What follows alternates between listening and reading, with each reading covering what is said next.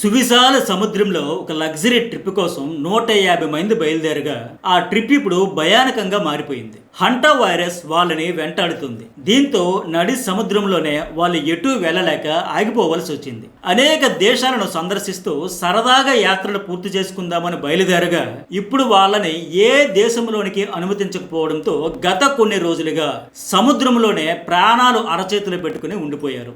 ఎప్పుడు ఏం జరుగుతుందో తెలియని ఆందోళన. ఇప్పటికే కొందరు ప్రాణాలు వదిలేశారు. అసలేంటి హంటా వైరస్ లగ్జరీ షిప్ లోకి ఎలా వచ్చింది, దీని వెనుక ఉన్న మిస్టరీ ఏంటనేది ఈ వీడియోలో మీకు క్లియర్ గా ఎక్స్ప్లెయిన్ చేస్తాను. హాయ్ ఫ్రెండ్స్, నా పేరు సతీష్. వీడియో ఖచ్చితంగా చాలా ఇంట్రెస్టింగ్ గా ఉంటుంది. ఒక లైక్ కొట్టడం మర్చిపోకండి. అలాగే హైప్ ఇస్తే ఎక్కువ మందికి రీచ్ అవుతుంది. ప్లీజ్ లైక్ అండ్ సబ్స్క్రైబ్ అయితే చేసుకోండి. ఎంవి ఇండియా అనే luxury cruise south Atlantic tour కోసం 150 మంది ప్రయాణికులతో అర్జెంటీనాలోని ఉషువాయా నుంచి ఏప్రిల్ 1వ తేదీన బయలుదేరింది. ఈ గొప్ప ట్రిప్ కోసం ప్రపంచంలోని అనేక దేశాల నుంచి టూరిస్టులు ప్రతి సంవత్సరం అర్జెంటీనాకు వస్తుంటారు. ఈ cruise Antarctica, south Georgia, Tristan డా క్యున్హా లాంటి వివిధ ద్వీప దేశాలు, పర్యాటక ప్రదేశాలను సందర్శిస్తూ చివరికి వెస్ట్ ఆఫ్రికా తీరంలో ఉండే కాబో వెర్డే అనే సముద్రం మధ్యలో ఉండే ఐలాండ్ కు చేరాల్సి ఉంది. బట్ షిప్ బయలుదేరిన నెల రోజుల తర్వాత సముద్రం మధ్యలో ఉండగా మే 2, 2026న టూరిస్టులలో కొందరు ఊపిరి తీసుకోలేక తీవ్రంగా ఇబ్బంది పడ్డారు. ఆ తర్వాత 2 రోజులకు అంటే మే 4న షిప్ లో ఉన్న టూరిస్టులలో 3 ప్రాణాలు కోల్పోయారు. ఈ చనిపోయిన వాళ్ళు డచ్ దేశానికి చెందిన ఒక భార్యాభర్త, మరొకరు జర్మనీ దేశానికి చెందిన వ్యక్తి. దీంతో ఒక్కసారిగా షిప్ లో అలజడి ఆరంభమైంది. ఏం జరుగుతోంది, ఎందుకు ఇలా అవుతోంది అనేది అర్థం కాక టూరిస్టులు భయంతో కంపించిపోయారు. చనిపోయిన వాళ్ళు కాకుండా మరో 7గురికి కూడా పరిస్థితి చాలా సీరియస్ గా మారింది. ఈ మరణాలు జరిగిన సమయానికి వీళ్ళ షిప్ టూర్ కూడా ముగించుకుని చేరాల్సిన గమ్యమైన కాబో వెర్డే తీరానికి సమీపంలోనికి చేరుకుంది. బట్ ఈ మరణాల దెబ్బకు ఏదో వైరస్ సోకి ఉంటుందని గుర్తించి దీనిని కాబో వెర్డే తీరానికి అనుమతించలేదు. దీంతో సముద్రంలోనే లంగరవేసి రోజుల తరబడి ఆపేశారు. క్రూయిజ్ లో ఉండే వైద్యులు పరీక్షలు నిర్వహించిన తర్వాత ఇది భయంకరమైన హంటా వైరస్ అని గుర్తించారు. ఇది చాలా వేగంగా షిప్ లో వ్యాపించి చాలా మందికి సోకింది. ఆ విషయం తెలిసిన వెంటనే కేప్ వెర్డే అధికార యంత్రాంగం మరింత అలర్ట్ అయిపోయింది. షిప్ లో ఉండే ప్రయాణికులను ఎవరిని కిందకి దిగనవ్వలేదు. విషయం తెలిసిన వెంటనే ఆ పర్యాటకుల బంధువులు, స్నేహితులు అర్జెంటీనా గవర్నమెంట్ పై తీవ్రంగా ఒత్తిడి పెంచారు. దీంతో అర్జెంటీనా విజ్ఞప్తితో వరల్డ్ హెల్త్ ఆర్గనైజేషన్ WHO జోక్యం చేసుకుని వైద్య బృందాలను పంపించింది. హంటా వైరస్ అయినని వాళ్ళు కూడా ధృవీకరించారు. వెంటనే నౌకలోని వాళ్ళందరికీ కఠినమైన ఐసోలేషన్ నిబంధనలు అయితే అమలు చేశారు. అంటే గతంలో మనం కూడా దేశమంతా, ప్రపంచమంతా ఒక వైరస్ వ్యాప్తి చెందిన సమయంలో ఎట్లా అయితే ఐసోలేట్ చేశారో ఆ విధంగా షిప్ లో పరిశుభ్రత చర్యలు చేపట్టారు. కానీ వారిని వెంటనే హాస్పిటల్స్ కు తరలించి మెరుగైన వైద్యం అందించాలని WHO చెప్పినా ఈ కేప్ వెర్డే పాలకులు తమ భూభాగం మీద కాలు పెట్టేందుకు అంగీకరించలేదు. ససేమిరా కుదరదు, వాళ్ళు ఇక్కడ దిగడానికి వీలు లేదు అని చెప్పేశారు. దీనికి కారణం ఏంటంటే కేప్ వెర్డే అనేది ప్రపంచంలోని పర్యాటకులు లక్షల సంఖ్యలో నిత్యం వచ్చే 10 ఐలాండ్స్ తో కూడి ఉండే ఒక ప్రాంతం.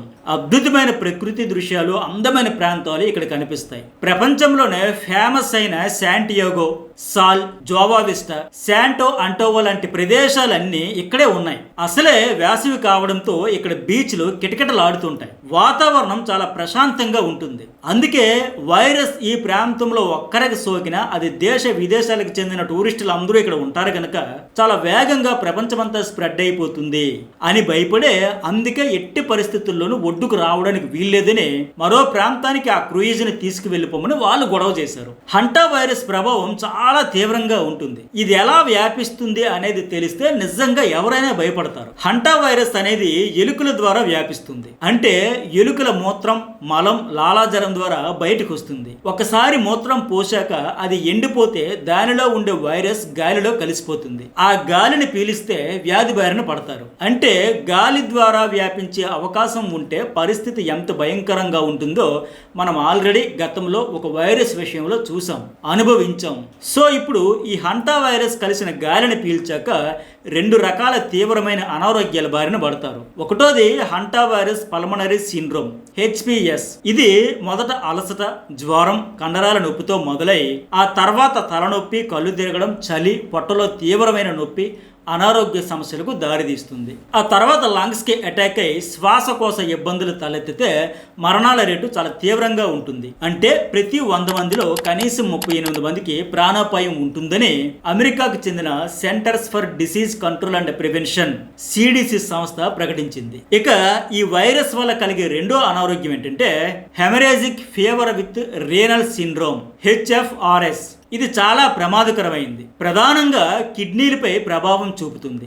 రక్తపోటు తగ్గడం, అంతర్గత రక్తస్రావం, కిడ్నీ ఫెయిల్యూర్ అవడంతో ప్రాణాపాయం ఏర్పడుతుంది. ఈ హంటా వైరస్ చేసే హంటింగ్ ఎలా ఉంటుందో తెలుసు కాబట్టే కేప్ వెర్డే పాలకులు షిప్ ను ఒడ్డుకు అనుమతించడానికి అంత భయపడ్డారు. పైగా కేప్ వెర్డే దేశంలో వాళ్ళకి అధునాతన వైద్య సేవలు అందించే సదుపాయాలు కూడా లేవని WHO కూడా ప్రకటించింది. అయితే ఈ వైరస్ ఇంత లగ్జరీ క్రూయిజ్లోనికి ఎలా వచ్చింది అనేది ఇప్పుడు అర్థం కావట్లేదు. అది ఎలా వచ్చింది అనేది తెలుసుకునేదానికి WHO ఆధ్వర్యంలో దర్యాప్తు చేస్తున్నారు. ఒకటి, క్రూయిజ్లోనికి రావడం కంటే ముందే ఎవరికైనా ఒకరికి ఇది సోకి వాళ్ళు లోపలికి తీసుకొచ్చి ఉండొచ్చు అని అంచనా వేస్తున్నారు. లేదంటే ఈ క్రూయిజ్ యాత్రలో భాగంగా ఎలుకలు ఎక్కువగా ఉండే అనేక ద్వీపాలలో ఆగి అక్కడ పక్షి కేంద్రాలను టూరిస్టులు చూశారు. ఆ సమయంలో ఒకవేళ ఎవరికైనా సోకి అలా ఈ క్రూయిజ్లోనికి వచ్చి ఉండొచ్చని కూడా అంచనా వేస్తున్నారు. ఇప్పటికే షిప్ లో పరిస్థితి ప్యానిక్ గా మారిపోయి విలాసవంతమైన క్రూయిజ్ షిప్ కాస్త రోగాల కార్ఖానాగా మారిపోవడంతో అంతర్జాతీయ స్థాయిలో ఈ న్యూస్ వైరల్ గా మారింది. ప్రయాణికులను కాపాడేందుకు ప్రత్యేక మెడికల్ బృందాలను షిప్ లోనికి పంపించారు. చాలా మంది తీవ్రమైన జ్వరం, శ్వాస తీసుకోవడంలో ఇబ్బంది, వాంతులు వంటి లక్షణాలతో బాధపడుతున్నారు. ఈ పరిస్థితిని అంతటినీ చూశాక సమీపంలో ఉన్న స్పెయిన్ దేశం మానవతా దృక్పథంతో స్పందించింది. ఎవరో ఒకరు సాయం చేయకపోతే షిప్లో వాళ్ళ పరిస్థితి మరింత దిగజారిపోతుందని గుర్తించి తమ క్యానరీ ఐలాండ్లోనికి షిప్ను అనుమతించింది. కాకపోతే ఇక్కడ ఒక చిక్కు ఏంటంటే ప్రస్తుతం షిప్ ఆగిపోయి ఉన్న కేప్ వెర్డే తీరం నుంచి క్యానరీ ఐలాండ్ కనీసం 1500 కిలోమీటర్ల దూరంలో ఉంది. అంటే అక్కడికి వెళ్ళడానికి ఈ MV హెండిస్ క్రూయిజ్ కు కనీసం వారం రోజులు పడుతుంది. మరో ఆప్షన్ లేకపోవడంతో ప్రస్తుతం స్పెయిన్ ఐలాండ్ కు క్రూయిజ్ ను తీసుకెళ్లే ఏర్పాట్లు చేస్తున్నారు. వీళ్ళు అక్కడికి చేరేసరికి అక్కడ అన్ని వైద్య సదుపాయాలను, డాక్టర్ల బృందాలను స్పెయిన్ గవర్నమెంట్ ఏర్పాటు చేస్తుంది. ఇప్పుడు వీడియో మీకు వర్త్ అనిపిస్తే ఖచ్చితంగా ఒకే ఒక లైక్ కొట్టడం అయితే మర్చిపోకండి. తమిళనాడులో ఘన విజయం సాధించిన విజయ్ దళపతి క్యాస్ట్ ఏంటి, ఆయన తండ్రి క్యాస్ట్ ఏంటి, తల్లి భార్య క్యాస్ట్ ఏంటి అని నెట్లో ఏకంగా 80 లక్షలకు పైగా సెర్చ్ చేశారు. ఆ వివరాలన్నింటితో ఫుల్ డీటెయిల్డ్ వీడియో ఇప్పటికే న్యూస్ బౌల్లో అప్లోడ్ చేస్తా, అది మిస్ కాకుండా చూడండి, చాలా ఇంట్రెస్ట్గా ఉంటుంది. పవన్ కళ్యాణ్, విజయ్ ఇద్దరు స్టార్ హీరోలే కదా, మరి విజయ్కి సాధ్యమైంది పవన్ కళ్యాణ్కి ఎందుకు సాధ్యం కాలేదు అని కూడా నెట్లో ఎక్కువగా చర్చ జరుగుతుంది. దీనికి సంబంధించి కూడా అసలు మామూలు లాజిక్స్ కావు, దీని వెనక చాలా లాజిక్స్, లెక్కలు ఉన్నాయి. ఆ వీడియో కూడా అనలైజ్ చేశా. దీంతో పాటు మరొక వీడియో ఏంటంటే ఇప్పుడు విజయ్ ఇచ్చిన హామీలు నెరవేర్చాలంటే డబ్బులు, బంగారం టన్నుల కొద్దీ తెచ్చిపోయాలి. పైగా తమిళనాడును అమ్మేసినా కుదరని పని. ఇలాంటి నేపథ్యంలో సంపూర్ణ మెజార్టీ లేకపోవడంతో ఆయన ప్రభుత్వాన్ని నడపడం అనేది కత్తి మీద సామే. విజయ్ చిన్నప్పుడే చెల్లిని కోల్పోయాడు. అప్పుడే సోలోగా బతకాలి, సోలోగా ఎదగాలి, ఎఫెక్షన్స్ పెట్టుకోకూడదని బలంగా ఫిక్స్ అయిపోయాడు. ఆ చిన్నప్పటి నుంచి ఇప్పటికే అదే బలంగా నమ్మడం వల్ల ఇప్పుడు సోలోగానే పోటీ చేసి ఘన విజయం అయితే సాధించాడు. ఇప్పుడు సీఎం కావడం వెనుక మెయిన్ ఒక 12 పెయిన్ఫుల్ ఇన్సిడెంట్స్ ఆయన లైఫ్లో ఉన్నాయి. వాటన్నింటినీ బ్రీఫ్గా అనలైజ్ చేసా. ఆ వీడియో కూడా మిస్ కాకండి. 5 ఏళ్ల వయసులో తప్పిపోయి 26 ఏళ్ల తర్వాత తిరిగి తల్లిని వెతుక్కుంటూ వచ్చాడు. ఇదో మిరాకిల్ రియల్ లైఫ్ స్టోరీ. ఇది ఎట్టి పరిస్థితులు మిస్ కాకండి. కాంటెంపరీ, ట్రెండింగ్, వైరల్, సెన్సేషన్, అలాగే మన చుట్టూ జరిగే అనేక ఆసక్తికరమైన అంశాలపై రెగ్యులర్గా మన news bowl channel videos analyse చేస్తూ ఉంటా. ఫస్ట్ టైం చూసే వాళ్ళు సబ్స్క్రైబ్ చేసుకోండి, అట్లాగే లైక్, షేర్ అయితే మర్చిపోకండి.